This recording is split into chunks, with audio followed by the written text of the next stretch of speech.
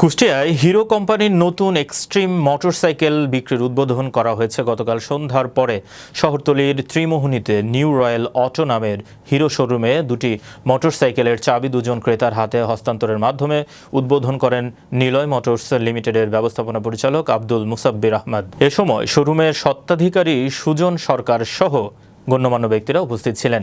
গত 18 নভেম্বর থেকে দেশব্যাপী ইন্ডিয়ান হিরো কোম্পানির নতুন তৈরি এক্সট্রিম মোটরসাইকেলের বাজারজাতকরণ করছে আমদানিকারক নিলয় মোটরস লিমিটেড বাংলাদেশ। আমি যখন গাড়িটা লঞ্চ করি আপনার 24 তারিখে গত মাসে, তো আমি বলছিলাম প্রি বুকিং পরে যখন ডেলিভারি হবে আমি সবার কাছে গিয়ে যাব ডেলিভারি করবো। এবং আমি যেটা করেছিলাম আপনার 18 তারিখে ফার্স্ট আমি গাড়ি ডেলিভারি দিই নিজে ঢাকার বাইরে আপনার টঙ্গিতে। তারপর থেকে আমি এই শনিবার দিন পর্যন্ত আমি ট্যুর করছি যতগুলো শোরুমে পাই, যেখানে আমি কাস্টমারদেরকে জানাচ্ছি যে আমি আসছি।